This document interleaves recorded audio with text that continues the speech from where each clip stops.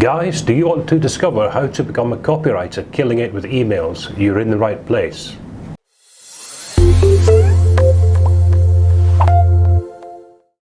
Hi, I'm Les Blythe from Freelance Your Future FYF 101, where we talk about everything entrepreneurship, from making money as a side hustle to earning a full-time income online.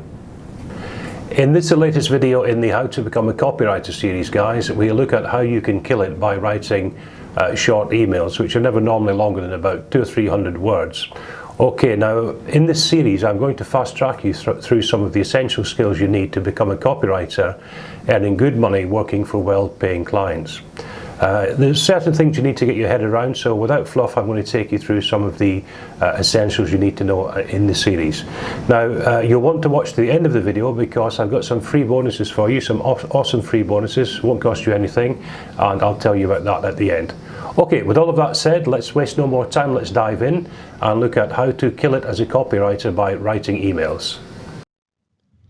So guys, this is the latest in my most powerful tips of working with paying clients since 2011. And in this presentation we're going to look at a profitable niche, which is how to become a copywriter killing it with emails.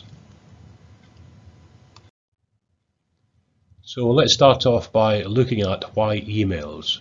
Well, quite simply, they're in demand and writing emails can be extremely profitable. There's a vast need for emails, and we're talking about emails that work, emails that get opened and get action taken. And there's a huge demand for this in the business-to-business space. Also, email writing pays very well, and once you're established in the niche, you can easily look at earning between $100 and $300 per email, and if you bear in mind that's only for writing in the region of 200 to 300 words maximum, there's a really good rate of pay. And of course, because you're writing so few words per email, it's an easy skill to master and one that you can repeat quite easily for profit once you've, as I say, mastered the skill. So some other things to think about when you ask the question why email is simply that everyone uses email. All businesses use them, they use them every day, individuals use them, businesses use them. And it's still a #1 marketing tool despite the rise in social media, forums and chatbots. You know, I remember there was some talk a few years ago that emails would be declining in popularity and people would use email less and less. Well, you know, quite frankly, that hasn't happened, and people are using email more than ever. So on that subject, according to a Radicati study, we are sending and receiving 269 billion emails every day. Now just think about that number, guys, 269 billion emails every day. It's a heck of a number if you bear in mind that there's something just over 7 billion people on the face of the planet. So email is huge, it's big, it's probably still growing, and email is going nowhere, so it's in huge demand. So guys, having said all that, what does a successful email look like? Let's now dig into the anatomy of an email, what an email actually looks like. And the way I've broken it down for you guys is to split an email into 3 parts, which essentially is what an email is. It consists of 3 parts. The first of these, part 1, being the subject line. And as with most writing, it's absolutely critical you get your emails opened, and the only way really to do this with an email is to get your subject line bang on point. I read a statistic that, you know, up to 33% of people who open emails do so based on what the subject line says and nothing else. Now, to help you guys, I've made a video previously in this series, in the How to Become a Copywriter series, that goes into headlines and subject lines specifically. And that video also includes a free tool you can use to make sure that your subject lines and headlines are always on point. So if you dig back through the channel, you'll see the video on headlines and subject lines, and I hope it helps you get those on point.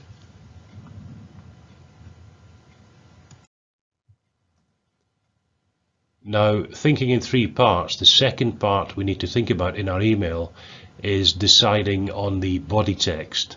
As I said before, the body text is typically 200 to 300 words of text. Emails don't want to be too long, they want to be relatively short and to the point. So initially, your body text, decide on your voice, decide on how you're going to come across in the email. Generally speaking, short and friendly is good, and writing in the second person is recommended. So use the word you a lot in your email.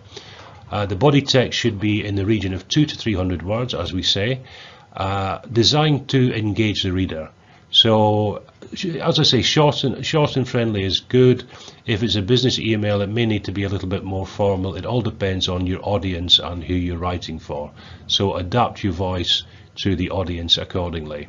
And as I said, use short sentences and short paragraphs. Don't ramble on to big blocks of text, which is going to put the reader off. Think of your email as being short and to the point, short sentences, white space between the sentences and paragraphs.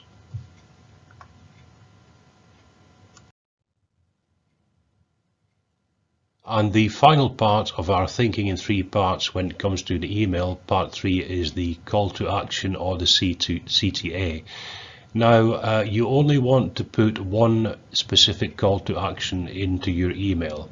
Don't confuse the reader by putting several calls to action. So your email should have one call to action, and that call to action should be very clear and very relevant to the subject line and the body text, which we discussed before.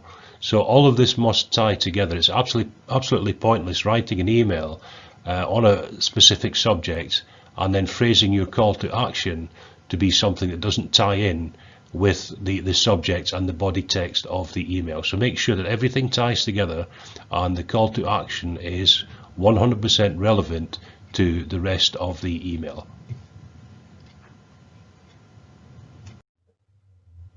Now, with emails being relatively short, sometimes, just a couple of hundred words, you need to proofread and check them particularly carefully.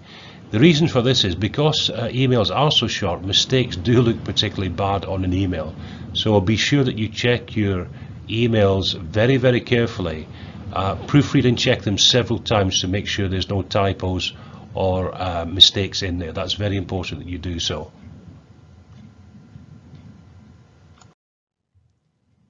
So to sum it all up, learning to write emails that convert is a great skill to master. They pay very well for relatively few words, and they are quite short and easy to write once you get into the hang of writing them. It's not a difficult skill to master. And at the end of the day, everybody needs emails. Businesses need them, individuals need them. There are billions and billions of emails sent and received every day. So mastering the skill of writing high converting emails and emails that clients will pay well for is something you should really consider, particularly if you're getting started. Okay, that's it for that, guys. I hope it helps. Okay guys, that's it. Now, if you found this video helpful, I really appreciate if you'd like and subscribe and hit the old bell notification so I know where to send more videos like this to help you on your way as a well-paid copywriter. And I just want to say, guys, I really appreciate your support for the channel, because the more you help me to help you, the more I can continue to make videos like this to help you get on your way as a well-paid copywriter. Okay, so with that said, why not leave a comment as well and get involved in the conversation, or share the video with someone you think it might help.